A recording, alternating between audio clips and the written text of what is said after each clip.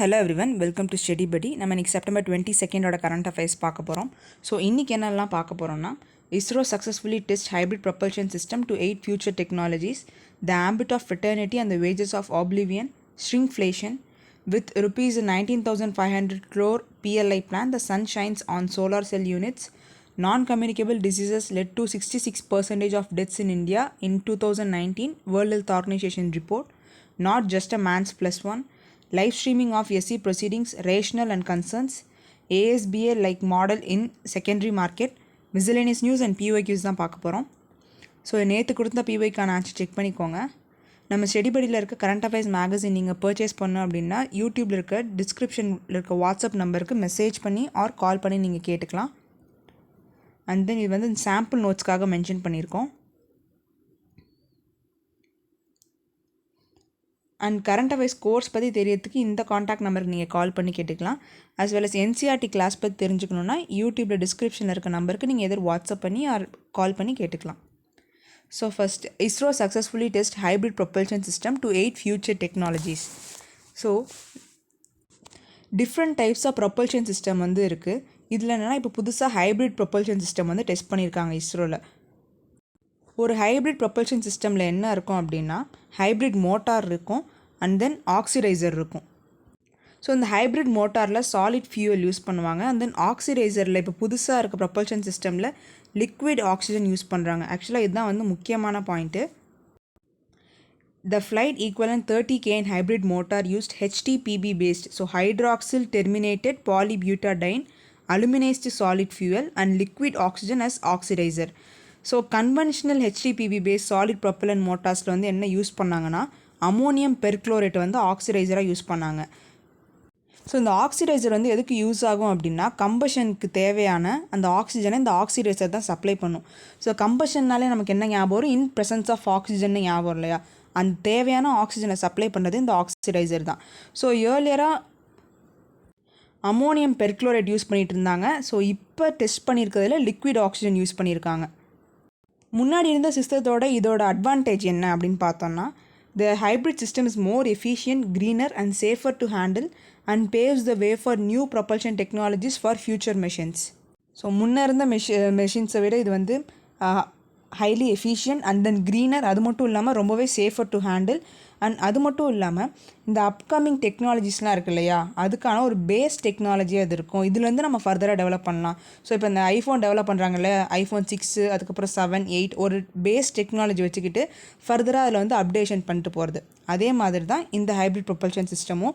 So further future டெக்னாலஜிஸ்க்கும் இதில் வந்து நிறைய டெவலப் பண்ண போகிறாங்க அப்படின்னு சொல்லியிருக்காங்க. இந்த ஆர்டிக்கல் என்னென்ன பார்த்துருக்கோன்னா, ஹைப்ரிட் ப்ரொபல்ஷன் சிஸ்டமில் என்னென்ன இருக்கும். ஸோ ஒரு ஹைப்ரிட் மோட்டார் இருக்கும், அதில் சாலிட் ஃபியூல் யூஸ் பண்ணுவாங்க அண்ட் தென் ஒரு ஆக்சிடைசர் இருக்கும். அண்ட் இப்போ ப்ரெசன்ட் ஹைப்ரிட் ப்ரொபல்ஷன் சிஸ்டம்க்கும் அந்த கன்வென்ஷனல் ஹைப்ரிட் ப்ரொபல்ஷன் சிஸ்டம்க்கும் என்ன டிஃப்ரென்ஸ் அப்படிங்கிறத பார்த்தோம். அண்ட் இதோட அட்வான்டேஜஸ் என்னென்ன. Next, the ambit of fraternity and the wages of oblivion. So நம்ம கான்ஸ்டியூஷனில் பார்த்தீங்கன்னா லிபர்ட்டி, ஈக்குவாலிட்டி அண்ட் ஃப்ரெட்டர்னிட்டி இது மூணுமே மென்ஷன் பண்ணியிருப்பாங்க. ஸோ இது மூணும் ட்ரினிட்டி அப்படிங்கிற மாதிரி சொல்லுவாங்க. இந்த மூணுமே ஒன்று இல்லாமல் தனித்தனியாக ட்ரீட் பண்ணக்கூடாது. So these principles of liberty, equality and fraternity are not to be treated as separate items in a trinity. இது மூணுமே வந்து ஒரு இக்கானமியில் இருக்கணும் அப்படின்னு சொல்லியிருக்காங்க. ஸோ இதுக்கான இன்ஸ்பிரேஷன் நம்ம யார்கிட்டேருந்து எடுத்துக்கிட்டோம் அப்படின்னா, ஃப்ரெஞ்ச் ரெவல்யூஷன் கிட்டே இருந்து தான் இந்த லிபர்ட்டி, ஈக்குவாலிட்டி அண்ட் ஃப்ரெட்டர்னிட்டி அந்த மோட்டோ வந்து நம்ம எடுத்து கான்ஸ்டியூஷனில் வச்சுருக்கோம். ஸோ நம்ம கான்ஸ்டியூஷன் நிறைய வெவ்வேறு இடத்துலேருந்து வச்சுருப்போம் இல்லையா, யூஎஸ்லேருந்து வாங்கியிருக்கோம், அண்ட் தென் பிரிட்டன், யூகேலேருந்து வாங்கியிருக்கோம். ஸோ அதே மாதிரி இந்த லிபர்ட்டி, ஈக்குவாலிட்டி அண்ட் ஃப்ரெட்டர்னிட்டி வந்து ஃப்ரெஞ்ச் ரெவல்யூஷன்லேருந்து வாங்கினது. ஸோ அந்த ஃப்ரெட்டர்னிட்டியில் வந்து முக்கியமாக என்ன சொல்ல வராங்க அப்படின்னா, the idea of fraternity was not clearly understood. It is generally seen as an emotion rather than a principle. The idea of fraternity is based on the view that people have responsibilities to each other. அதாவது நம்ம ஒரு Indian சிட்டிசனாக நமக்கு நிறைய responsibilities இருக்குது. So இதை தான் வந்து ஒரு எக்ஸாம்பிளில் பார்த்தீங்கன்னா தெரியும். அது கான்ஸ்டியூஷனில் கொடுத்துருப்பாங்க இல்லையா, ஆர்டிகல் 51A வந்து ஃபண்டமெண்டல் டியூட்டிஸ் இருக்கும். நம்ம ஒரு இந்தியன் சிட்டிசனாக என்னென்ன பண்ணணும், நம்மளோட ஃபண்டமெண்டல் டியூட்டிஸ் எல்லாம் அதில் வந்து என்லிஸ்ட் பண்ணியிருப்பாங்க. ஸோ இந்த ஃப்ரெட்டர்னிட்டி அப்படிங்கிறது நமக்கு அடிக்கடி ஞாபகப்படுத்துறது தான். ஆஸ் எ இண்டிவிஜுவல் நமக்கும் நிறைய ரெஸ்பான்சிபிலிட்டிஸ் இருக்குது. ஸோ நான் சொல்லுவேன் இல்லையா, முன்னாடி ஒரு ஸ்கீம் வந்து வரணும்னா இந்த கம்யூனிட்டி சப்போர்ட் அப்படிங்கிறது ரொம்ப முக்கியம். அண்ட் தென் எந்த ஒரு விஷயமுமே வந்து ஒரு சொசைட்டல் லெவலில் சக்ஸஸ்ஃபுல்லாக நடக்கணும்னா அந்த இண்டிவிஜுவல் ரெஸ்பான்சிபிலிட்டி அப்படிங்கிறது கண்டிப்பாக இருக்கணும். ஸோ அதை பேஸ் பண்ணுறது என்ன வேர்ட் அப்படின்னா ஃப்ரெட்டர்னிட்டி. ஸோ ஃப்ரெட்டர்னிட்டி பற்றி பார்த்துறோம். Next equality. நம்ம சொசைட்டி வந்து அந்த கான்ஸ்டியூஷனில் இருக்க மாதிரி ஈக்குவலாக இருக்கா அப்படின்னு பார்த்தா வந்து கிடையாது. The shape that inequality takes in different segments of our society. எல்லாமே வந்து டிஃப்ரெண்ட் ஏரியாஸில் இந்த இன்இக்வாலிட்டி அப்படிங்கிறது இருந்துட்டு தான் இருக்குது. நம்ம இந்த கேஸ்ட் பற்றி கூட ஒரு ஆர்டிக்கல் பார்த்துருக்கப்போ பார்ப்போம். கேஸ்ட் வந்து ஃபர்தராக இன்க்ரீஸ் ஆகிட்டே தான் இருக்குது. ஒரு கேஸ்ட்டுக்குள்ளே அந்த சப்டிவிஷனுங்கிறது இன்னும் ஃபர்தராக இன்க்ரீஸ் ஆகிட்டுருக்கு. ஏர்லியராக வந்து கல்ச்சர் வைஸ் தான் இருந்தது. பட் இப்போ பார்த்திங்கன்னா அதுக்குள்ளே இந்த economic factors and geographical factors இந்த மாதிரி நிறைய விஷயம் வந்துகிட்டே இருக்குது. ஸோ நம்ம ஒரு மல்டி டைமென்ஷனல் கேஸ்ட் அனலைஸ் வந்து நடத்தணும்லாம் பார்த்துருந்தோம் இல்லையா? ஸோ அதிலே தெரியுது நமக்கு இந்த இன்இக்வாலிட்டி அப்படிங்கிறது எந்த அளவுக்கு சொசைட்டியில் இன்க்ரீஸ் ஆயிருக்கு அப்படின்னு சொல்லிட்டு. And recent studies on religious minorities who constitute around 20% of India's population have raised the discrimination relating to them. So 20% of the religious minorities வந்து இந்தியாவில் இருக்காங்க. பட் அவங்க எல்லாமே இன்னுமே இந்த டிஸ்கிரிமினேஷன் அதெல்லாம் வந்து நடந்துட்டு தான் இருக்குது. ஸோ 1947 அந்த மாதிரி இருந்துச்சு.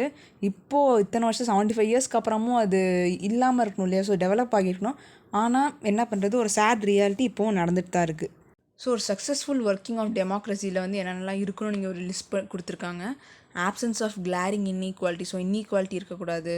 And then presence of an opposition. So ஆப்போசிஷனோட வேல்யூங்கிறது ரொம்பவே முக்கியம். பிகாஸ் நம்ம சொசைட்டியில் அந்த ரூலிங் பொலிட்டிக்கல் பார்ட்டி எந்த ஒரு தப்பு பண்ணாலுமே அதை சுட்டி காமிக்கக்கூடியது வந்து அந்த ஆப்போசிஷன் பார்ட்டி தான்.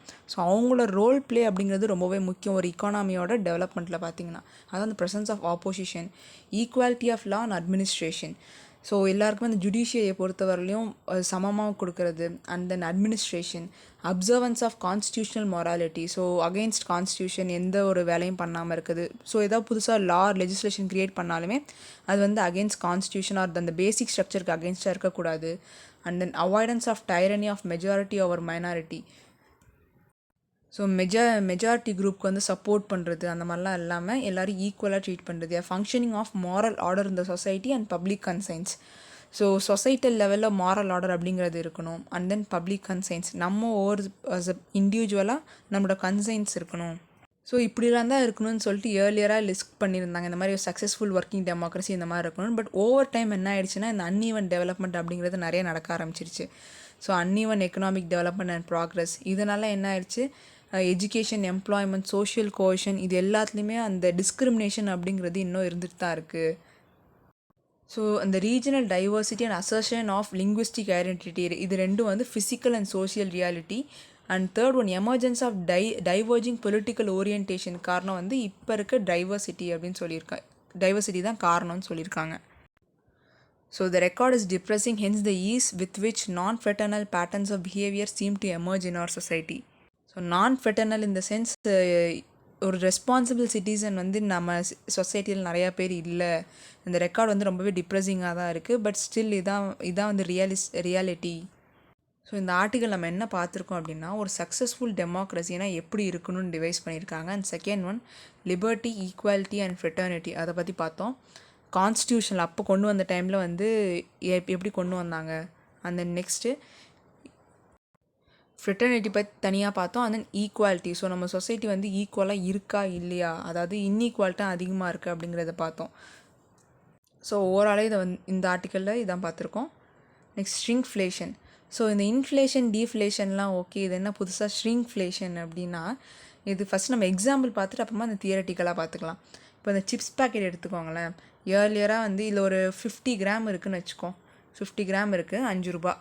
அண்ட் தென் ஒரு குறிப்பிட்ட வருஷத்துக்கு அப்புறம் என்னன்னா அந்த பணம்லாம் ஏறிடும் இல்லையா, அதுக்கான இந்த சிப்கான இன்க்ரீடியன்ஸ். ஸோ பொட்டேட்டோ காஸ்ட் ஏறிடுச்சு, ஆல்சோ அதில் போடக்கூடிய இந்த ஸ்பைசஸோட காஸ்ட் ஏறிடுச்சு, அதை பண்ணக்கூடிய மிஷினரியோட காஸ்ட் ஏறிடுச்சு. இந்த மாதிரி காஸ்ட் ஆஃப் ப்ரொடக்ஷனில் ஏதாவது ஒரு பர்டிகுலர் ஃபேக்டரோட காஸ்ட் ஏறிடுச்சுன்னு இந்த கம்பெனி என்ன பண்ணுறாங்க அப்படின்னா சிப்ஸு பேக்கெட்டோட காஸ்ட் வந்து 5 ரூபா தான். ஆனால் இந்த 50 கிராமை குறைச்சிட்டு 40 கிராமாக வந்து உள்ளே கொடுக்குறது. பட் பேக்கெட் சைஸ் அதே தான், உள்ளே இருக்க சிப்ஸு குவான்டிட்டி மட்டும் கம்மி. இதை தான் வந்து ஷ்ரிங்க்ஃப்ளேஷன் அப்படின்னு சொல்லுவாங்க. அதாவது அந்த காஸ்ட் ஆஃப் த ப்ராடக்ட் வந்து சேமாக தான் இருக்கும், பட் அதோட குவான்டிட்டி வந்து குறைஞ்சி போயிடும். ஸோ இது குவான்டிட்டி மட்டும்தான் குறைப்பாங்களா அப்படிங்கிற மாதிரிலாம் கிடையாது. இதுக்கு இன்னொரு பெஸ்ட் எக்ஸாம்பிள் என்னென்னா, டைரி மில்க் இருக்கு இல்லையா, டைரி மில்கில் வந்து அந்த காஸ்ட் அதிகமாகுது அப்படிங்கிற காரணத்தினால அந்த கோல்டன் ரேப்பரை எடுத்துட்டாங்க நடுவில். ஸோ சாக்லேட் இருக்கும், அதுக்கு மேலே இந்த கோல்டன் ரேப் இருக்கும், அதுக்கு மேலே தான் அந்த ப்ளூ கலர் கவரே போட்டிருப்பாங்க. அதுக்கப்புறம் அந்த ஷ்ரிங்க்ஃப்ளேஷனுக்கு எக்ஸாம்பிள் அந்த கோல்டன் ரேப்பை எடுத்தது. ஸோ இப்போ வந்து நம்ம தியரிட்டிக்கலாக பார்க்கலாம். Shrinkflation is when a product downsizes its quantity while keeping the price the same, reducing the scoop of ice cream in a container or reducing the number of chips in a packet. So இப்போ வந்து ஒரு scoop ஒரு ice cream வந்து நம்ம 100 ரூபாய்க்கு வாங்குகிறோம் அப்படின்னு வச்சுக்கோங்க. அதில் வந்து 2 ஸ்கூப் வழக்கமாக வச்சு தருவாங்க. அண்ட் தென் அதே ஐஸ்கிரீம் வந்து மறுபடியும் நம்ம 100 ரூபாய்க்கு தான் வாங்குகிறோம், ஆனால் என்ன பண்ணுறாங்கன்னா ஒரு 1.5 ஸ்கூப் வச்சு தராங்க. ஸோ இதுதான் வந்து ஷ்ரிங்க்ஃப்ளேஷன் அப்படின்னு சொல்கிறாங்க. ஷ்ரிங்க்ஃப்ளேஷன் deceives consumers into believing that the brands they buy are not affected by inflation, since container and vessels are reduced by very small amounts, saving manufacturers more money in the long run. ஷ்ரிங்க்ஃப்ளேஷனால் என்ன ஆகுது அப்படின்னா, consumers தான் ஆக்சுவலாக ஏமாறுறாங்க. அவங்க என்ன நினச்சிப்பாங்க, இந்த கம்பெனியில் inflation எதுவும் பெருசாக நடக்கலை, நம்ம முன்னாடி வாங்கினா 5 ரூபாய்க்கே தான் இப்போவும் அந்த 5 ரூபாய்க்கு தான் சிப்ஸ் பேக்கெட் வாங்கிட்டு இருக்கோம், ஸோ இன்ஃப்ளேஷனால் எந்த ஒரு பாதிப்பும் இந்த கம்பெனிக்கு வரல அப்படின்னு மக்கள் வந்து ஏமாந்துருவாங்க. பட் ஆக்சுவலாக பார்த்தா உள்ளே இருக்க சிப்ஸு குவான்டிட்டி வந்து குறைஞ்சிக்கிறது நமக்கே தெரியாது. நம்ம என்ன எடுத்து வெயிட் போட்டு பார்க்கவா போகிறோம். ஸோ அந்த ஷ்ரிங்க்ஃப்ளேஷனுங்கிறது எப்போ நடக்கும் அப்படின்னு பார்த்தீங்கன்னா, அந்த பொருட்களை தயாரிக்கக்கூடிய மெட்டீரியல்ஸ் ஆர் இன்க்ரீடியன்ஸோட காஸ்ட் வந்து அதிகமாகிடுச்சு அப்படின்னா தான் இந்த ஷ்ரிங்க்ஃப்ளேஷன் அப்படிங்கிறது நடக்கும். அப்படி இல்லை, இன்னொரு காரணம் என்னவாக இருக்கலாம்னா, மார்க்கெட்டில் இன்டென்ஸ் காம்படிஷன். ஸோ ஷ்ரிங்க்ஃப்ளேஷனுக்கான 2 ரீசன் என்ன, மெட்டீரியல்ஸ் ஆர் இன்க்ரீடியன்ஸோட காஸ்ட் வந்து அதிகமாகிறது, ஸோ அது எக்ஸ்பென்சிவாக ஆகிடுச்சு அப்படின்னா அந்த குவான்டிட்டி வந்து குறைச்சிருவாங்க. And second one, intense competition இந்த மார்க்கெட்டில் வந்து அதிக காம்படிஷன் ஆகிடுச்சுனால இந்த மாதிரி நடக்கும். இதனால் என்ன இம்ப்ளிகேஷன்ஸ் வருதுன்னு பார்த்தீங்கன்னா, நம்மளால் இந்த ப்ரைஸ் ஆர் சேஞ்சஸ் இன்ஃப்ளேஷன் நடந்திருக்கா இல்லையான்னு கண்டுபிடிக்க முடியாது. ஸோ இது வந்து ஒரு பாயிண்ட். ஷ்ரிங்க்ஃப்ளேஷனால் இருக்க கான்சிக்வன்சஸ், நம்மளால் இன்ஃப்ளேஷன் நடந்திருக்கான்னு கண்டுபிடிக்க முடியாது. அண்ட் அது மட்டும் இல்லாமல் price points become misleading when the basket of goods cannot always be measured by considering the product size. So அந்த ப்ரைஸ் பாயிண்ட்ஸ் அப்படியே நம்ம கண்டுபிடிச்சாலுமே அது வந்து மிஸ்லீடிங்காக இருக்குது. ஏன்னா அந்த குவான்டிட்டி அப்படிங்கிறது உள்ள கூடல் குறைச்சலாக தானே இருக்குது. ஸோ ப்ரைஸ் பாயிண்ட்ஸ் இருந்தாலுமே அந்த ப்ராடக்ட் சைஸ் வந்து ப்ராப்பராக இல்லாதனால அது ரொம்ப மிஸ்லீடிங்காக இருக்குது. ஸோ மிஸ்லீடிங் ப்ரைஸ் பாயிண்ட்ஸ் இது வந்து செகண்ட். அண்ட் தென் தேர்ட் பார்த்தீங்க அப்படின்னா, tackling inflation becomes difficult because நம்ம ஷ்ரிங்க்ஃப்ளேஷன்னாலுமே இன்ஃப்ளேஷன் இருக்குது அப்படின்னு தான் அர்த்தம். அந்த மெட்டீரியல்ஸோட காஸ்ட்லாம் அதிகமானதால் தானே அவங்க இந்த பொருட்களோட குவான்டிட்டியை குறைச்சாங்க. ஸோ அதனால் என்ன தெரிஞ்சுக்கலாம், இன்டைரக்ட்லி இன்ஃப்ளேஷன் வந்து இக்கானமியில் இருக்குன்னு கண்டிப்பாக தெரிஞ்சுக்கலாம். பட் கம்பெனிஸ்லாம் இந்த மாதிரி மிஸ்லீட் பண்ணுறதுனால என்ன ஆகுது அப்படின்னா, இன்ஃப்ளேஷன் இல்லை அப்படிங்கிற மாதிரி ஒரு கண்ணோட்டம் இருந்துகிட்டே இருக்கும். ஸோ நம்ம இன்ஃப்ளேஷன் இருக்குதுன்னு தெரிஞ்சால் தானே அதுக்கேற்ற மாதிரி மானிட்டரி பாலிசி ஸ்டெப்ஸ் எல்லாம் எடுப்போம். அது இல்லைன்னு தெரியாமல் விட்டால் வந்து எக்கனாமி வந்து என்ன சொல்கிறது, ஒரு மோசமான நிலைமைக்கு போயிடும். ஸோ இந்த 3 4வது என்னென்னா, கன்சியூமர்ஸ் வந்து ஏமாந்து போயிடுவாங்க. இது 4 தான் வந்து various implications caused by shrinkflation. First என்ன பார்த்தோம், நம்மளால் இந்த ப்ரைஸ் சேஞ்சஸை கரெக்டாக மெஷர் பண்ண முடியாது. And second one, misleading price points. அப்படியே அந்த ப்ரைஸ் பாயிண்ட் கண்டுபிடிச்சாலுமே அது வந்து மிஸ்லீடிங்காக இருக்குது because of the irregular quantity size. And third one என்னென்னா, tackling inflation becomes difficult. So இன்ஃப்ளேஷனை வந்து நம்ம டேக்கிள் பண்ணி கஷ்டமாக போயிடும், அதனால் நம்ம கண்டே பிடிச்சிருக்க மாட்டோம் இன்ஃப்ளேஷன் இருக்குது அப்படின்னு சொல்லிட்டு. அண்ட் ஃபோர்த் ஒன், கன்சியூமர்ஸ் வந்து ஏமாந்து போயிடுவாங்க. இது 4 தான் வந்து various implications caused by ஷ்ரிங்க்ஃப்ளேஷன்.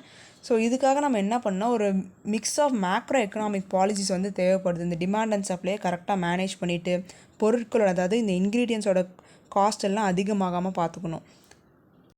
And then நம்ம ரைட் டு இன்ஃபர்மேஷனில் வந்து என்ன ரெக்கக்னைஸ் பண்ணியிருக்காங்க அப்படின்னா, under the consumer protection act 2019 ஒரு கன்சியூமர் வந்து இந்த ப்ராடக்ட்லேயே இந்த வெயிட் இருக்கா கரெக்டாக இருக்கான்னு வந்து செக் பண்ணி கேட்டுக்கலாம். ஆர்டிஐகேல வந்து அவங்க கேட்டுக்கலாம். ஸோ ஓவரால் இந்த ஆர்டிக்கல் என்ன பார்த்துருக்கோம்னா, ஷ்ரிங்க்ஃப்ளேஷன்னா என்னன்னு பார்த்தோம். அண்ட் செகண்ட், ரீசன்ஸ் ஃபார் ஷ்ரிங்க்ஃப்ளேஷன் 2 விஷயம் பார்த்தோம். அண்ட் நெக்ஸ்ட்டு இம்ப்ளிகேஷன்ஸ், இதனால் என்னென்ன இம்பேக்ட் வருதுன்னு ஒரு 4 பாயிண்ட் பார்த்தோம். And how to over come, இந்த ஷ்ரிங்க்ஃப்ளேஷனை எப்படி நம்ம ஓவர் கம் பண்ணுறது, ஸோ இதை 4 தான் இந்த ஆர்டிக்கலில் பார்த்துருக்கோம். Next, with 19,500 crore PLI plan, the sun shines on solar cell units. So நம்ம சோலார் யூனிட்டை பொறுத்தவரையிலையும் பார்த்திங்கன்னா இந்தியாவில் நிறைய விஷயம் வந்து மேனுஃபேக்சர் ஆகிறதே இல்லை. ஆக்சுவலாக நம்ம ஒரு அசம்பிளிங் ஹப்பாக தான் இருக்கும் இந்தியாங்கிறவங்க. நம்ம சோலார் பேனலை பொறுத்தவரையிலும் மோஸ்ட் ஆஃப் த திங்ஸ் நம்ம சைனாவிலேருந்து தான் இம்போர்ட் பண்ணிகிட்ருக்கோம். நம்ம பார்த்துருப்போம்ல, ஏற்கனவே ஒரு ஆர்டிக்கலில் பார்த்தோம் இந்த சோலார் யூனிட்டை பற்றி பார்க்குறப்ப இந்த சிலிக்கான் வேஃபர்ஸ் அதெல்லாம் நம்ம சைனாக்கிட்டேருந்து தான் இம்போர்ட் பண்ணிகிட்ருக்கோம். ஸோ இந்த சைனா மேலே இருக்க டிபெண்டன்சியை குறைக்கணும், இந்தியாவில் அதே சமயம் மேனுஃபேக்சரிங் இன்க்ரீஸ் பண்ணுங்கிறதுக்காக ப்ரொடக்ஷன் லிங்க்டு இன்சென்டிவ் ஸ்கீமு கீழே ஒரு 19,500 கோடி வந்து சேங்ஷன் பண்ணியிருக்காங்க. ஸோ இதன் மூலியமாக எந்தெந்த கம்பெனிஸ்லாம் வந்து முன் வராங்களோ அவங்களுக்கு வந்து ஃபினான்ஷியல் சப்போர்ட் கொடுத்து நம்ம இந்தியாவிலேயே சோலார் பேனல்ஸ் வந்து மேனுஃபேக்சர் பண்ண வைக்க போகிறாங்க. ஸோ எஸ்டிமேட்டட் மேனுஃபேக்சரிங் கெப்பாசிட்டி இந்த ப்ரோக்ராம் கீழே எவ்வளோன்னு பார்த்தீங்கன்னா capacity worth 65,000 megawatt of fully and partially integrated solar PV module to be installed over 5 years. So within a span of 5 இயர்ஸில் வந்து 65,000 மெகாவாட் கெப்பாசிட்டி அளவுக்கு இன்ஸ்டால் பண்ண போகிறதா சொல்லியிருக்காங்க. ஸோ இது எந்த மினிஸ்ட்ரி வந்து சொல்லியிருக்காங்க அப்படின்னா ministry of new and renewable energy அவங்க வந்து சொல்லியிருக்காங்க இந்த எஸ்டிமேஷனை. And we expect to have 70 to 80 gigawatts of capacity which would take care of our domestic requirements as well as exports. So நமக்கு எவ்வளோனா 70 to 80 gigawatts of capacity இருந்தாலும் நம்ம domestic requirements வந்து நம்ம சஃபிஸ் பண்ணிக்கலாம் அப்படின்னு சொல்லியிருக்காங்க. ஸோ நான் முன்னாடியே சொன்னேன் இல்லையா, because there is no install capacity in India to manufacture polysilicon and wafers the raw materials for solar panels. So நம்ம இந்தியாவில் வந்து இந்த பாலிசிலிகான் அண்ட் வேஃபர்ஸ் வந்து கிடையாது. ஆக்சுவலாக இதான் வந்து அந்த சோலார் பேனல் தயாரிக்கிறதுக்கான ரா மெட்டீரியல்ஸ். இதுக்காக நம்ம சைனா மேலே டிபெண்ட் பண்ணியிருக்கோம். ஸோ அதை டிக்ரீஸ் பண்ணணும் அப்படிங்கிறதுக்காக தான் இந்த ப்ரொடக்ஷன் லிங்க்டு இன்சென்டிவ் ஸ்கீம் வந்து நம்ம இந்தியாவில் கொடுத்துட்டு வராங்க. So next, non-communicable diseases led to 66% of the death in India in 2019 World Health Organization. So நம்ம கோவிட்லாம் பார்த்திங்கன்னா கம்யூனிகபிள் டிசீசஸ் தானே, அதனால தான் வந்து நிறைய பேர்த்துக்கு உடம்பு சரியில்லாமல் போயிட்டு இறந்துட்டாங்க. ஒரு பெரிய பேண்டமிக்கே நடந்து முடிஞ்சிச்சு. அண்ட் ஸ்டில் இன்னும் நிறைய பேர்த்துக்கு இந்த டிசீஸ் வந்து கம்யூனிகபிளாக தான் இருந்துட்டு வருது. நம்ம வந்து கம்யூனிகபிள் டிசீஸ் தான் வந்து நிறைய இறப்புகளை ஏற்படுது அப்படின்னு நினச்சிருக்கலாம். பட் 66% ஆஃப் த டெத் 2019 இந்த நான் கம்யூனிகபிள் டிசீசஸ்னால தான் வந்திருக்கு அப்படின்னு சொல்லியிருக்காங்க. இதை வந்து எந்த ரிப்போர்ட்டில் வேர்ல்டு ஹெல்த் ஆர்கனைசேஷன் ரிலீஸ் பண்ணியிருக்காங்க அப்படின்னா invisible numbers the true scale of non communicable diseases அப்படின்னு வந்து ஸ்டேட் பண்ணி அதுக்கீழே 66% of the total deaths were due to NCDs in 2019. NCDனா non communicable diseases. So last டிகேடில் பார்த்தீங்கன்னா இந்த பப்ளிக் ஹெல்த் அப்படிங்கிறது ரொம்பவே ஒரு மேஜர் ஷிஃப்ட் வந்து அடைஞ்சிருக்கு. ஸோ கம்யூனிகேபிள் டு நான் கம்யூனிகேபிள் தான் அதிகமாக இருக்குது அப்படின்னு சொல்லியிருக்காங்க. இது வந்து எல்லா ஏஜ் குரூப் ஆஃப் பீப்புளே இதில் வந்து இறந்து போகிறாங்க. ஸோ குறிப்பிட்ட ஒரு ஏஜ் குரூப் ஆஃப் ஜெண்டர் அப்படின்னு எந்த ஒரு பர்டிகுலர்ஸுமே கிடையாது. இது எல்லாமே வந்து ரொம்ப ஜென்ரலைஸ்டு, யாருக்கு வேணாலும் வரலாம், எப்போ வேணாலும் இறந்து போகலாம், அந்த மாதிரி ஒரு சுச்சுவேஷனில் தான் இருக்குது. ஸோ இது வந்து நம்ம கண்ட்ரியை பொறுத்தவரை த்ரெட் அப்படின்னு சொல்லியிருக்காங்க. ஹெல்த் த்ரெட், நம்ம வந்து இந்த ஆன்டி மைக்ரோபியல் ரெசிஸ்டன்ஸ் ஒரு ஹெல்த் த்ரெட் அப்படின்னு பார்த்தோம் இல்லையா இந்தியாவை பொறுத்தவரையிலும். ஸோ அதே மாதிரி இது இன்னொரு ஹெல்த் த்ரெட் என்ன அப்படின்னா இந்த நான் கம்யூனிகபிள் டிசீஸோட இன்க்ரீஸ். ஸோ இதை வந்து நம்ம குறைக்கணும் அப்படின்னு சொல்லியிருப்பாங்க. Not just a mens +1. So இந்த ஆர்டிக்கல் வந்து விமன் பற்றினது. இதில் முக்கியமாக வந்து என்ன சொல்லியிருப்பாங்க, ஆக்சுவலி இது ஒரு கதை மாதிரி பார்ப்போம். இயர்லியராக பார்த்தீங்கன்னா ஸோ நம்ம ஜஹாங்கீர் காலத்தில் வந்து நூர்ஜஹான் இருக்காங்க இல்லையா, அவங்க வந்து ஒரு மேஜர் ரோல் ப்ளே பண்ணியிருக்காங்க ஜஹாங்கீரோட அந்த ஆட்சி காலத்தில். டெல்லியில் பார்த்திங்கன்னா நிறைய இடத்த ஆர்கிடெக்ட் இந்த டிசைன் பண்ணது நூர்ஜஹான் தான் when compared to Jahangir. So ஜஹாங்கீருக்கு வந்து ஆக்சுவலாக பெயிண்டிங்கில் தான் அதிக இன்ட்ரெஸ்ட் இருக்கும். நூர்ஜஹான் வந்து நிறைய அட்மினிஸ்ட்ரேட்டிவ் ஒர்க்ஸுமே பார்த்துருப்பாங்க, ஆர்கிடெக்சர் ஒர்க்குமே வந்து பார்த்துருப்பாங்க. அது மட்டும் இல்லாமல் ஜஹாங்கீரோட அந்த அரசவையில் நூர்ஜஹான் அதாவது விமனுக்கு இருந்த அந்த அட்மினிஸ்ட்ரேட்டிவ் பவர் அப்படிங்கிறது ரொம்பவே அதிகம். அந்த காலத்தை கம்பேர் பண்ணும்போது அவங்களுக்கு இருந்த பவர் வந்து ரொம்பவே அதிகமாக இருந்தது. பட் எட் என்ன சொல்லுவாங்க, ஜஹாங்கீரோட பீரியட் தான் வந்து நல்லா இருந்துச்சு. ஸோ அவர் பேரை தான் வந்து மென்ஷன் பண்ணுவாங்க. Over the years the woman moved in to the shadow of the man. So அதுக்கான எக்ஸாம்பிள் வந்து அந்த காலத்தில் இது. அண்ட் தென் அது அப்படியே ஒரு க்ரானலாஜிக்கலாக பார்த்தீங்கன்னு வச்சுக்கோங்களேன். So R.P. Goenka, who created one of India's largest business conglomerates in the 20th century, used to credit his wife Shushila for inspiring him to make the first acquisition of Seat tires. So RP Goenka அப்படிங்கிற ரொம்ப பெரிய ஒரு business man. அவர் வந்து என்னென்னா அவரோட wife தான் வந்து பெரிய கிரெடிட் கொடுப்பாங்க. ஸோ பொதுவாகவே நிறையா பேர் வந்து இந்த மாதிரி ஒய்ஃப் கிரெடிட் கொடுப்பாங்க இல்லையா, என்ன தான் வந்து அவங்க ஒய்ஃபோட கான்ட்ரிபியூஷன்ஸ் அதிகமாக இருந்தாலுமே மென்னுக்கு வந்து அந்த ப்ரைஸ் பாராட்டு அப்படிங்கிறது ரொம்பவே அதிகமாக போகுது. ஸோ இதனால் வந்து என்ன கொஸ்டின் இவங்க எழுப்புறாங்க அப்படின்னா, ஏன் விமனுக்கு வந்து இவ்வளோ கான்ட்ரிபியூஷன் பண்ணுறாங்க, ஐ மீன் இந்த ஷேடோவிலேருந்து பண்ணுறாங்க, அவங்களுக்கு ஏன் தனியாக பண்ணுற அளவுக்கு திறமை இல்லையா, ஏன் அவங்களால வெளியே வர முடியல அப்படிங்கிற மாதிரி கொஸ்டின் பண்ணியிருப்பாங்க. ஸோ அதுக்கு தான் சொல்லுவாங்க, while it might appear that most of these women voluntarily choose the back seat, it is often involuntary pressure that forces their decision. So நிறைய பேர் வந்து நினைக்கலாம், இவங்களாம் வந்து வாலண்டியராகவே வந்து வீட்டில் இருந்துட்டு அவங்களுக்கான சப்போர்ட் பண்ணணும் அப்படிங்கிற மாதிரி வாலண்டியராக டெசிஷன் எடுத்திருப்பாங்க அப்படின்னு நிறைய பேர் நினைக்கலாம். பட் இன் ரியாலிட்டி அவங்க வந்து நிறைய இந்த இன்வாலண்டரி ப்ரெஷர்னால தான். So societal pressure when compare to women, men தான் வந்து வேலைக்கு போகணும், நீங்கள் வந்து வீட்டில் இருந்தாலும் பரவாயில்ல. ஸோ ஒரு வீட்டில் வந்து ஒரு மென் வந்து வேலைக்கு போகல, விமென் வேலைக்கு போகிறாங்கன்னா சொசைட்டியில் வந்து அவங்களோட பெர்ஸ்பெக்டிவே வேறு மாதிரி இருக்கும் இல்லையா. ஸோ அந்த சொசைட்டல் ப்ரெஷர்னால தான் வந்து விமென் வீட்டில் இருந்துட்டு அவங்களால முடியலனாலும் அவங்க ஹஸ்பண்டுக்கு வந்து நிறைய கான்ட்ரிபியூட் பண்ணணும் அப்படிங்கிறது அந்த சப்போர்ட் வந்து பண்ணிட்டு வராங்க. So it is due to the societal pressure. அதனால் விமனை வந்து ஃபர்தராக நம்ம எம்பவர்மெண்ட் பண்ணுறதுக்கு முக்கியமான விஷயம் என்ன தேவை அப்படின்னா எஜுகேஷன். ஸோ விமனை மட்டும் எஜுகேட் பண்ணால் போதுமா? விமனை வந்து ஒழுங்காக ட்ரீட் பண்ணாதே மென் தான். ஸோ மென்க்கு தான் வந்து முக்கியமான அந்த விமன் எஜுகேஷன் அப்படிங்கிறது கொடுக்கணும். ஆக்சுவலாக நம்ம இந்த ஏரியாவில் வந்து ரொம்பவே லாகிங்காக தான் இருக்கும். பார்த்திங்கன்னா விமன் எம்பவர்மெண்ட்டுக்காக விமனையே எஜுகேட் பண்ணிகிட்ருக்கோம். ஸோ மோஸ்ட்லி வந்து பசங்கக்கிட்ட வந்து விமனை ரெஸ்பெக்ட் பண்ணுங்க அப்படிங்கிற மாதிரி யாரும் சொல்ல மாட்டாங்க. பட் நிறைய பேர் சொல்லுவாங்க. பட் அந்த பர்சன்டேஜ் ஆஃப் பீப்புள்னு பார்த்திங்கன்னா ரொம்பவே கம்மி தான். ஸோ அதான் இங்கே முக்கியமாக சொல்லியிருப்பாங்க, educating men about women is also more important. அதான் வந்து முக்கியமான விஷயமே. ஸோ மென்க்கு வந்து நீங்கள் விமனை ரெஸ்பெக்ட் பண்ணணும் அப்படின்னு சொன்னாலே யாருமே விமனை தடுக்க மாட்டாங்க இல்லையா. நீங்கள் வந்து இந்த வேலைக்கு போகாதீங்க, நீங்கள் போகக்கூடாது, you are inferior to us அப்படிங்கிற மாதிரி தடுக்க மாட்டாங்க. So educating men about women empowerment is more important. இது வந்து ஒரு விஷயம். And then financial independence. விமனை பொறுத்தவரையும் இந்த ஃபினான்ஷியல் இண்டிபெண்டன்ஸ் வந்து இல்லாத காரணத்தினால தான் நிறைய டொமஸ்டிக் அப்யூசஸ்லாம் நடந்துட்டு வருது. ஸோ இந்த ஃபினான்ஷியல் இண்டிபெண்டன்ஸை ஏற்படுத்தி கொடுக்க அவங்களுக்கு நிறைய ஸ்கில் டெவலப்மெண்ட் ப்ரோக்ராம்ஸ் வந்து நடத்தணும். At the same time work ஆப்பர்ச்சுனிட்டிஸும் நிறையா தரணும். And then flexible labour laws இருக்கணும். ஸோ அந்த மெட்டர்னிட்டி லீவுக்கு அப்புறம்லாம் வந்து நிறைய பேரால் வந்து ஒர்க் பண்ண முடியாது due to some complications. So அவங்களுக்குலாம் கொஞ்சம் ஃப்ளெக்சிபிள் லேபர் லாஸ் வந்து கொடுத்தோம் அப்படின்னா அந்த விமன் எம்பவர்மெண்ட் அப்படிங்கிறது தானாகவே அதிகமாகும் அப்படின்னு சொல்லியிருப்பாங்க. அண்ட் தென் மூணாவது ஒரு விஷயம் என்ன அப்படின்னா, ஹிந்து மேரேஜ் ஆக்ட் அப்புறம் ஸ்பெஷல் மேரேஜ் ஆக்ட் எல்லாமே அமெண்ட் பண்ணியிருந்தாங்க. ஆனால் அது மட்டும் இல்லாமல் சக்ஸஷன். ஸோ டாட்டர்ஸ்க்கு வந்து சன்க்கு ஈக்குவலாக அந்த சொத்து வந்து தரணும் அப்பா வீட்டிலேருந்து அப்படின்னு சொல்லியிருப்பாங்க இல்லையா. ஸோ இது வந்து என் டாட்டர்ஸ்க்கு மட்டும் இருக்குது, ஹஸ்பண்ட் அண்ட் ஒய்ஃப்க்கும் இருக்கணும். ஸோ யூஎஸில் பார்த்தீங்கன்னா முக்கியமான இந்த high profile cases like Jeff Bezos, Bill Gates, அவங்களோட டிவோர்ஸ்லாம் பார்த்தீங்கன்னா ஸோ ஹஸ்பண்டுக்கு இருக்க அந்த சொத்து அப்படிங்கிறது 100% மொத்தமாக வச்சுக்கோங்க. ஃபார் எக்ஸாம்பிள் 50-50 ஹஸ்பண்ட் அண்ட் ஒய்ஃப்க்கு ஈக்குவலாக வந்து கொடுக்கணும் அந்த என்டைட்டில்மெண்ட்டு அப்படின்னு சொல்லியிருப்பாங்க. ஸோ இந்தியாவிலுமே இந்த மாதிரி வரணும். Women are 50% of the vote bank, but they are definitely neglected populations. So என்ன தான் வந்து விமனோட பாப்புலேஷன் அதிகமாக இருந்தாலுமே தே ஆர் ஸ்டில் நெக்லெக்டட் அப்படின்னு சொல்லியிருக்காங்க. ஸோ இந்த ஆர்டிக்கலில் முக்கியமாக என்ன பார்த்துருக்கோம் அப்படின்னா, ஹிஸ்ட்ரியிலேருந்து இப்போ வரைக்கும் விமன் வந்து மென்னோட ஷேடோவாக தான் இருக்காங்க.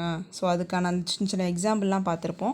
And the need for empowerment. So women எம்பவர்மெண்ட்க்கு வந்து என்ன முக்கியம், எஜுகேட்டிங் மென் ரொம்பவே முக்கியம். At the same time educating women and then அவங்களோட ஃபினான்ஷியல் இண்டிபெண்டன்ஸை இன்க்ரீஸ் பண்ணணும். And then entitlement of wealth. So ஹஸ்பண்டுக்கு இருக்க அந்த வெல்த் வந்து ஒய்ஃப்க்கும் வந்து என்டைட்டில்டு. ஸோ ஈக்குவலாக இருக்கணும் அப்படிங்கிற மாதிரி ஒரு ஸ்ட்ராங் லெஜிஸ்லேஷன் வந்து வரணும் அப்படின்னு சொல்லியிருக்காங்க. ஸோ இதான் வந்து இந்த overall article. Next, live streaming of SC proceedings, ration and concerns. So முக்கியமான இந்த கான்ஸ்டியூஷனல் பெஞ்ச் கேசஸ்லாம் வந்து என்னென்னா லைவ் ஸ்ட்ரீமிங் பண்ண போகிறாங்க செப்டம்பர் 27 அந்த ஹியரிங்லாம் அப்படின்னு சொல்லியிருக்காங்க. ஸோ இது வந்து ஒரு சில பக்கம் நிறைய பாசிட்டிவ்ஸ் இருந்தாலுமே இன்னொரு பக்கம் பார்த்திங்கன்னா நெகட்டிவ்ஸுமே இருக்குது. நீங்கள் ஜெனரலாக இந்த லைவ் ஸ்ட்ரீமிங் பார்க்கணுன்னா கூட இந்த மதுரை ஹைகோர்ட் இருக்குது இல்லையா. ஸோ அதில் வந்து எந்த ஜட்ஜு என்ன கேஸ் அப்படின்னு அந்த நம்பர்லாம் போட்டிங்கனாலே அந்த லைவ் வீடியோ கான்ஃபரன்சிங் வந்து இந்த பேண்டமிக் டைமில் பார்க்க முடிஞ்சுது. இன்கேஸ் இப்போ போடுறாங்களான்னு தெரில, பட் முன்னாடி போட்டுட்டு இருந்தாங்க. நீங்கள் வேணால் ட்ரை பண்ணி பாருங்கள். Madurai high court or Chennai high court அவங்களாம் வந்து லைவ் ஸ்ட்ரீமிங் பண்ணிகிட்டு இருந்தாங்க. ஸோ எல்லா சுப்ரீம் கோர்ட் ப்ரொசீடிங்ஸுமே வந்து நடக்குமா லைவ் ஸ்ட்ரீமிங்கில் அப்படின்னு பார்த்தா வந்து கிடையாது. ஸோ ஒரு குறிப்பிட்ட இந்த ரொம்பவே சென்சிட்டிவான கேசஸ்லாம் இருக்கும் இல்லையா. ஸோ அதெல்லாம் வந்து லைவ் ஸ்ட்ரீமிங்கில் வந்து இருக்க மாட்டாங்க. ஸோ என்னென்ன வந்து இருக்காது அப்படின்னு பார்த்தீங்கன்னா மேட்ரிமோனியல் மேட்டர்ஸ், இந்த மாதிரி ஒரு 7 விதமான கேசஸ் வந்து சொல்லியிருக்காங்க. இந்த மாதிரி சென்சிட்டிவ் விஷயம்லாம் வந்து for the protection of victims and then witnesses இவங்கெல்லாம் வந்து பாதுகாக்கணும். ஸோ கொஞ்சம் இந்த விஷயம்லாம் வந்து சென்சிட்டிவான விஷயம் இல்லையா? அதனால் ஒரு சில கேசஸ் மட்டும் அவங்க லைவ் ஸ்ட்ரீமிங் பண்ண மாட்டோம் அப்படின்னு சொல்லியிருந்தாங்க. ஸோ இது ஆல்ரெடி வந்து நிறையா கண்ட்ரீஸ் இந்த மாதிரி லைவ் ஸ்ட்ரீமிங் அப்படிங்கிறது நடந்துட்டு தான் வருது. நம்ம வந்து இந்தியாவில் பொறுத்தவரையிலையும் இதுக்கான கன்சர்ன்ஸ் என்ன அப்படின்னு முக்கியமாக பார்க்கணும். ஸோ உங்களுக்கே வந்து தெரியும், ஆல்ரெடி வந்து இந்த மாதிரி ஜட்ஜ்மெண்ட் ஆர் ஏதாவது வந்தால் சொசைட்டி அண்ட் பப்ளிக்கில் பார்த்திங்கன்னா டிஃப்ரெண்ட் குரூப்ஸ் ஆஃப் பீப்புள் வந்து இருக்காங்க. ஸோ ஒவ்வொருத்தரோட பெர்ஸ்பெக்டிவ் வேறு மாதிரி இருக்கும். அதனால் ஒரு சிலருக்கு வந்து ஜட்ஜ்மெண்ட் பிடிக்கலாம். ஸோ ஒரு சிலர் வந்து நெகட்டிவாக பார்க்கலாம். அதனால் நிறைய கம்யூனல் வயலன்ஸ் நடக்கிறதுக்கு சான்சஸ் இருக்குது. ஸோ இந்த லைவ் ஸ்ட்ரீமிங் அப்படிங்கிறது கொஞ்சம் கன்சர்ன் தான். பிகாஸ் த பீப்புள் வாட்சிங் த proceedings there is a possibility that it may spread disinformation among the public. So இப்போவுமே யூடியூப்பில் பார்த்தீங்கன்னா நிறைய தம்ப்நெயிலில் இந்த மாதிரி ஜட்ஜ் வந்து இந்த மாதிரி பேசிட்டாங்க, ஸோ ஹார்ஷாக பிஹேவியர் இருக்குது அப்படின்னு என்ன சொல்ல நமக்கு ஆக்சுவல் கேஸ் வந்து தெரியாது. பட் ஸ்டில் மிஸ்இன்ஃபர்மேஷன் வந்து ஸ்ப்ரெட் ஆகிறதுக்கு நிறைய சான்சஸ் இருக்குது இந்த மாதிரி லைவ் ஸ்ட்ரீமிங் இருந்தால் அப்படின்னு சொல்லியிருக்காங்க. ஸோ இது ரெண்டும் தான் அதோட கன்சர்ன்ஸ். ஸோ ஒன்று என்னென்னா கம்யூனல் வயலன்ஸ் வரத்துக்கு இந்த மாதிரி சான்சஸ் இருக்குது. அண்ட் தென் மிஸ்இன்ஃபர்மேஷன் வந்து ஸ்ப்ரெட் ஆகிறதுக்கு சான்சஸ் இருக்குது. இது ரெண்டும் வந்து கன்சர்ன்ஸ். அண்ட் இதோட பாசிட்டிவ் என்னன்னு பார்த்தீங்கன்னா ஜுடிஷியரியில் டிரான்ஸ்பரன்சி அதிகமாக இருக்கும் and accountability of the judges. So transparency and accountability அப்படிங்கிறது இதோட positives. And then misinformation spread and communal violence நடக்க சான்சஸ் இருக்குது அப்படிங்கிறது இதோட நெகட்டிவ்ஸ். ஸோ இதான் இந்த ஆர்டிக்கலில் பார்த்துருக்கோம், இந்த லைவ் ஸ்ட்ரீமிங்கோட பாசிட்டிவ் நெகட்டிவ் என்ன அப்படின்னு சொல்லிட்டு. And ASBA-like model in secondary market. So இந்த ஆர்டிக்கல் பார்க்குறதுக்கு முன்னாடி ஒரு 2-3 நம்ம டெஃபினிஷன் மட்டும் டெர்மினாலஜிஸ் பார்த்துக்கலாம். So primary market and secondary market. So primary market அப்படின்னா ஒரு கம்பெனி வந்து அவங்களோட பண தேவைக்காக அந்த ஷேர்ஸ் வந்து வெளியே விடுவாங்க. ஃபார் எக்ஸாம்பிள் இப்போ ஆப்பிள் கம்பெனிக்கு வந்து ஒரு 10,000 ரூபா தேவைன்னு வச்சுக்கோங்களேன். ஸோ வந்து ஒரு 10 ஷேர் வெளியிடுறாங்க, ஒவ்வொரு ஷேர் வந்து 1000 ரூபா.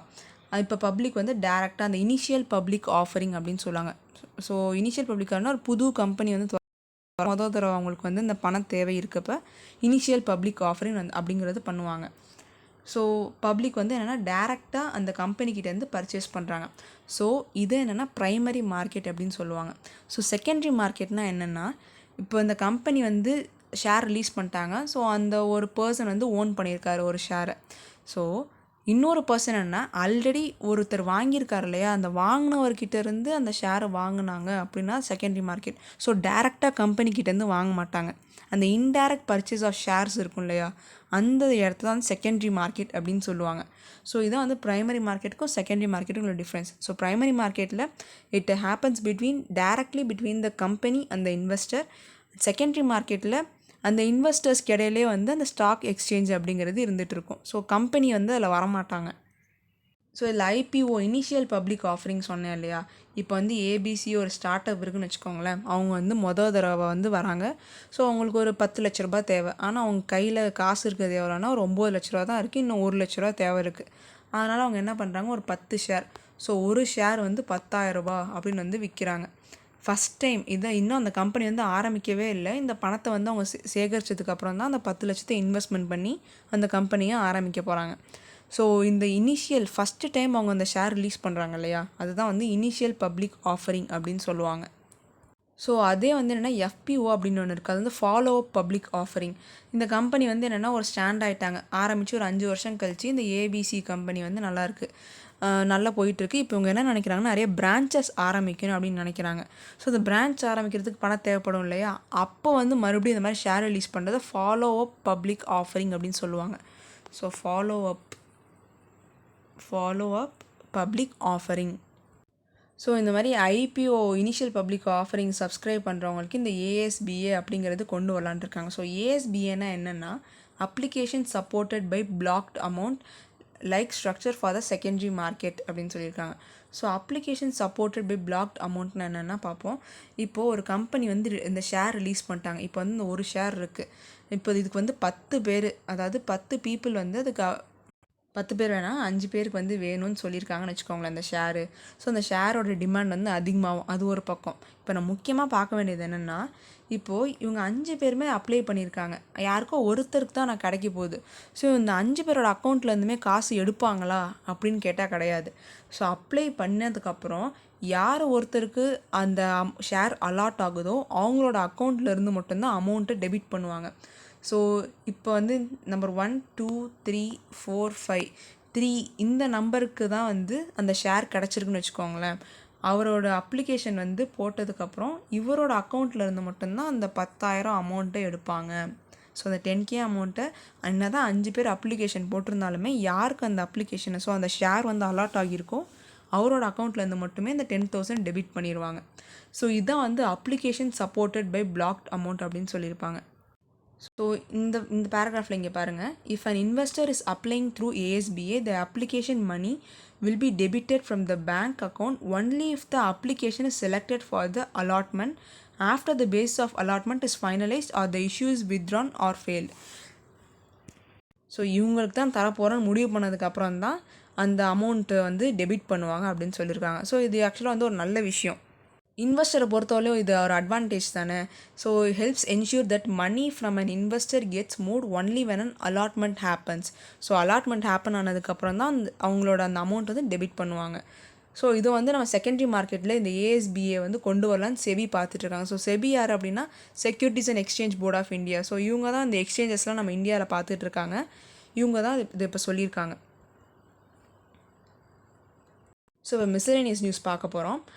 இதில் பார்த்தீங்கன்னா செமிகண்டக்டர் யூனிட்ஸ் இருக்கு இல்லையா, அதெல்லாம் வந்து மேனுஃபேக்சர் பண்ணுறதுக்கு for example silicon photonics, sensors, discrete semiconductor fabs இதெல்லாம் வந்து ப்ரொடியூஸ் பண்ணுறதுக்காக ஃபினான்ஷியல் சப்போர்ட் வந்து ப்ரொவைட் பண்ணுறோம் அப்படின்னு யூனியன் கவர்மெண்ட்டில் சொல்லியிருக்காங்க. And then IHCI, so India hyper tension control initiative, இது வந்து யூனியன் ஹெல்த் மினிஸ்ட்ரியில் கொண்டு வந்திருக்காங்க. இது எதுக்கு அப்படின்னா ஹைப்பர் டென்ஷன் ட்ரீட்மெண்ட் வந்து எல்லா ப்ரைமரி ஹெல்த் சென்டர்ஸ்லேயும் கிடைக்கிற மாதிரி இருக்கணும் அப்படிங்கிறதுக்காக இந்த இனிஷியேட்டிவ் கொண்டு வந்திருக்காங்க. So IHCI. Next operation octopus. இப்போ வந்து என்னென்னா பீகார் அண்ட் ஜார்க்கண்டில் பார்த்திங்கன்னா நிறைய நக்சல் டெரரிஸ்ட் வந்து இருக்காங்க அப்படின்னு சொல்லியிருப்பாங்க. ஸோ அதை வந்து குறைக்கணும் அப்படிங்கிறதுக்காக இந்த ஆப்ரேஷன் ஆக்டோபஸ் அப்படிங்கிறது ஏப்ரல் 2022 ஸ்டார்ட் பண்ணியிருந்தாங்க. இப்போ என்னென்னா பீகார் அண்ட் ஜார்க்கண்டில் கம்ப்ளீட்டாக இந்த நெக்சல் டெரரிஸ்ட் வந்து இல்லை. அது மட்டும் இல்லாமல் இந்த incidents of violence by the Naxal terrorist வந்து ரொம்பவே குறைஞ்சிருக்கு. ஸோ 2250 கிட்ட வந்து இருந்தது. ஸோ இப்போ வந்து 509 அளவுக்கு வந்துருச்சு அப்படின்னு சொல்லியிருக்காங்க. ஸோ நெக்ஸ்ட் வந்து சுப்ரீம் கோர்ட் வந்து பயங்கரமாக இந்த மீடியாலாம் சொல்லியிருப்பாங்க. நிறைய டிபேட்ஸ்லாம் நடக்குது இல்லையா. ஸோ ஏகப்பட்ட பேர் வந்து அவங்களோட ஓன் கிரிட்டிசிசம், ஸோ கிரிட்டிசிசமில் 2 இருக்குது. ஸோ கன்ஸ்ட்ரக்டிவ் அண்ட் டெஸ்ட்ரக்டிவ் கிரிட்டிசிசம்னு இருக்கு இல்லையா. ஸோ கன்ஸ்ட்ரக்டிவ் கிரிட்டிசிசம் வந்து என்னென்னா ஒருத்தர் முன்னேறணும், நீங்கள் வந்து டெவலப் பண்ணணும். ஃபார் எக்ஸாம்பிள் ஒரு டெக்னாலஜி எடுத்துக்கோங்களேன். இந்த டெக்னாலஜியில் வந்து இந்த பக் இருக்குது, ஸோ லேகிங்காக இருக்குது அப்படின்னு கண்டுபிடிச்சி சொல்லி அதை வந்து டெவலப் பண்ணால் அது கன்ஸ்ட்ரக்டிவ் கிரிட்டிசிசம். ஸோ இந்த டெக்னாலஜி வந்து ஒன்றுத்துக்குமே உதவாது, பட் ஆக்சுவலாக ஒரு நல்ல டெக்னாலஜியாக இருக்கும், ஆனால் அது வந்து வேஸ்ட்டு அப்படிங்கிற மாதிரி சொல்லுவாங்க. அது வந்து டெஸ்ட்ரக்டிவ் கிரிட்டிசிசம். இதுக்கு வந்து ஒரு நல்ல எக்ஸாம்பிளாக வச்சுக்கலாம். இப்போ என்னென்னா இந்த ஏகப்பட்ட இந்த மீடியாஸில் இந்த மாதிரி ஒரு ஹேட் ஸ்பீச் இருக்கிற மாதிரி நிறைய டிபேட்ஸை நடத்திட்டு வராங்க. இதனால் பப்ளிக் அண்ட் கம்யூனல் வயலன்ஸ் அதிகமாக நடக்குது. ஸோ நீங்கள் மீடியாஸ் வந்து என்னென்னா ப்ராப்பராக ஒர்க் பண்ணுங்கள், ஆக்சுவல் ஃபேக்ட் வந்து மக்களுக்கு தெரிவிங்க. இந்த மாதிரி ஹேட் ஸ்பீச் ஆர் இந்த மாதிரி பொலிட்டிசிசம் அண்ட் ரிலிஜியன்ஸ் அதை பற்றியெல்லாம் பேசாமல் பேசுங்க, பட் டு சம் எக்ஸ்டென்ட் தான் இருக்கணும் அப்படின்னு வந்து சொல்லியிருப்பாங்க. ஸோ இந்த ஆர்டிக்கிள் வந்து எதை பற்றி அப்படின்னா ஜட்ஜஸ் அலாட்மெண்ட் பற்றி. இப்போது ஒரு கேஸ் வந்து இருக்குன்னு வச்சுக்கோங்க, ரொம்ப சென்சிட்டிவான கேஸ் இருக்குது அப்படின்னா சுப்ரீம் கோர்ட்டில் என்ன பண்ணுவாங்க, நீங்கள் 4 பேர் இருக்க ஜட்ஜ் பெஞ்ச் வந்து நீங்கள் இந்த கேஸை நடத்துங்க. ஸோ இன்னொரு கேஸ்க்கு எப்படி இருப்பாங்க, ஒரு 3 ஜட்ஜஸ் இருக்க பெஞ்ச் வந்து பார்த்துட்டு இருப்பாங்க. ஸோ இந்த மாதிரி இந்த நம்பர் ஆஃப் ஜட்ஜஸ் அப்படிங்கிறது ஒவ்வொரு கேஸுமே பேஸ்டு ஆன் த கேஸ் அது வந்து டிஃபர் ஆகும். இதில் என்ன சொல்லியிருப்பாங்க அப்படின்னா இந்த ஆர்டிக்கலில் நீங்கள் நம்பர் ஆஃப் ஜட்ஜஸ் மட்டும் பார்க்கக்கூடாது. So diversified people of judges வந்து இருக்கணும் ஒரு கேஸை பொறுத்தவரையிலும். ஸோ அப்போ தான் வந்து அந்த பெர்ஸ்பெக்டிவ் அப்படிங்கிறது ஒவ்வொருத்தருக்கும் ஒவ்வொரு மாதிரி இருக்கும். இதில் முக்கியமாக இன்னொன்று என்ன சொல்லியிருப்பாங்கன்னா ஒவ்வொரு கேஸுமே வந்து சேம் லா தான் இந்தியா ஃபுல்லாக இருக்குது, பட் கீழ் கோர்ட்டில் அதோட தீர்ப்பு வேறு மாதிரி இருக்குது. ஸோ அதை வந்து அடுத்த கோர்ட்டுக்கு மேலே எடுத்துகிட்டு போகும்போது வேறு மாதிரி இருக்குது. அந்த மாதிரி இருக்கக்கூடாது. ஸோ இந்த லா இருக்குது அப்படின்னா எந்த கோர்ட்டுக்கு போனாலுமே ஒரே தீர்ப்பு தான் இருக்கணும். அதனால் நீங்கள் என்ன பண்ணணும், நம்பர் ஆஃப் ஜட்ஜஸ் அப்படிங்கிறது முக்கியம் இல்லை. ஸோ அந்த நம்பர் ஆஃப் ஜட்ஜஸில் எவ்வளோ பேர் டைவர்சிஃபைட் பேக்ரவுண்ட்லேருந்து வந்திருக்காங்க. ஸோ எல்லோரும் லா படிச்சிருப்பாங்க, பட் அந்த ஹேண்ட்லிங் கேசஸ் இருக்கும் இல்லையா, அது வந்து டைவர்சிஃபைடாக இருக்கணும் அப்படின்னு சொல்லியிருப்பாங்க. ஸோ அதான் இந்த article. The choice of the judge to hear the case becomes so important. Choose the man, choose the result, as legal observers will often say. That is why both the number and composition matter greatly in the case of constitutional and other importance. So நம்பரும் important தான், at the same time அந்த composition, so எந்த diversified group of people வந்து அந்த பெஞ்சில் இருக்காங்க அப்படிங்கிறது ரொம்ப முக்கியம். ஸோ இது வந்து நானோ பிளாஸ்டிக் பற்றின ஒரு ஆர்டிக்கல். ரீசெண்டாக என்ன ஒரு ரிசர்ச் நடந்திருக்கு அப்படின்னா, இந்த நானோ பிளாஸ்டிக் இருக்கும் இல்லையா சாயிலில், அந்த சாயிலில் வந்து லெட்யூஸ் வந்து க்ரோ பண்ணியிருக்காங்க. அந்த லெட்யூஸை எடுத்து அதில் எவ்வளோ நானோ பிளாஸ்டிக் இருக்குது அப்படின்னு ஃபஸ்ட்டு ரீசர்ச் பண்ணியிருக்காங்க. செகண்டு, அதே லெட்யூஸ் என்ன பண்ணாங்க அப்படின்னா, ஒரு பிளாக் சோல்ஜர் ஃப்ளை லார்வேக்கு வந்து அதை சாப்பாடாக போடுறாங்க. அண்ட் தென் அதே லார்வேவை எடுத்து என்ன பண்ணாங்கன்னா ஃபிஷ்ஷுக்கு சாப்பாடாக போடுறாங்க. ஸோ இந்த லெட்யூஸ் எதில் வளர்ந்தது? நானோ பிளாஸ்டிக் இருக்க சாயிலில் வளர்ந்தது. இப்போது இதெல்லாம் வந்து சாப்பிட்டு முடிச்சு கடைசியில் ஃபிஷ் வரைக்கும் வந்துருச்சா? ஸோ இந்த ரீசர்ச்சில் என்ன கண்டுபிடிச்சிருக்காங்க அப்படின்னா, இந்த லெட்யூஸில் இருக்க அதே நானோ பிளாஸ்டிக் இந்த ஃபிஷ்ஷோட பாடியிலையும் இருக்குது அப்படின்னு கண்டுபிடிச்சிருக்காங்க. ஸோ அல்டிமேட்லி பார்த்திங்கன்னா, இப்போ நம்ம நிறையா அக்ரிகல்ச்சர் பண்ணுறோம் இல்லையா, சாயிலில் நானோ பிளாஸ்டிக் இருந்தது அப்படின்னா ஹியூமன்ஸோட பாடியிலுமே அந்த நானோ பிளாஸ்டிக் அப்படிங்கிறது வந்துடும் கண்டிப்பாக அப்படின்னு வந்து சொல்லியிருக்காங்க. So the absorption of nano plastic from the soil by vegetable and fruit will help find the extent of nano plastic entering the food chain. So அந்த ஃபுட் பார்ட்டிகிள்ஸில் வந்து நானோ பிளாஸ்டிக் இருந்தாலே அல்டிமேட்லி ஹியூமனோட அந்த ஃபுட் செயினில் enter ஆகிடும் அப்படின்னு சொல்லியிருக்காங்க. So நிசாமோட ஸ்வாட் வந்து இந்தியாவுக்கு ரிட்டர்ன் ஆக போகுது. அந்த ஸ்வாடோட ஷேப் பார்த்திங்க அப்படின்னா ஸ்னேக் ஷேப்பில் இருக்கும். And serrated edged with damascene pattern with gold etchings of an elephant and tiger. So இதை வந்து இந்த ஸ்வாட் மென்ஷன் பண்ணுறதுக்காக தான் இந்த ஆர்டிக்கல் போட்டிருக்கு. ஸோ அமேசான் வந்து என்ன பண்ண போகிறாங்க அப்படின்னா 3 நியூ சோலார் ஃபார்ம்ஸ் இந்தியாவில் ஸ்டார்ட் பண்ண போகிறாங்க. ஸோ அதோட combined capacity is 420 megawatts as it aims to use 100% renewable energy across its business by 2025. So 2025 100% renewable energy use பண்ணணும் அப்படிங்கிற காரணத்தினால அவங்க இப்போவே வந்து 3 சோலார் ஃபார்ம்ஸ்க்கான இது வந்து பேஸ் ஸ்டார்ட் பண்ணிட்டாங்க அப்படின்னு சொல்லியிருக்காங்க. And state wise flood damage statistics report வந்து யார் ரிலீஸ் பண்ணுவோம் அப்படின்னா சென்ட்ரல் வாட்டர் கமிஷன் ரிலீஸ் பண்ணுவாங்க. ஸோ இன்றைக்கி நியூஸ் வந்து அவ்வளோதான். இன்றைக்கி நியூஸ் ரிலேட்டட் பிஒய்க்கு வந்து மென்ஷன் பண்ணியிருக்கு, பார்த்துக்கோங்க. And then missed video links. Thank you everyone. Keep supporting. ஏதாவது டவுட்ஸ் ஆர் இம்ப்ரவைஸ் பண்ண அப்படின்னா கமெண்ட் செக்ஷனில் மென்ஷன் பண்ணுங்கள். தேங்க்யூ.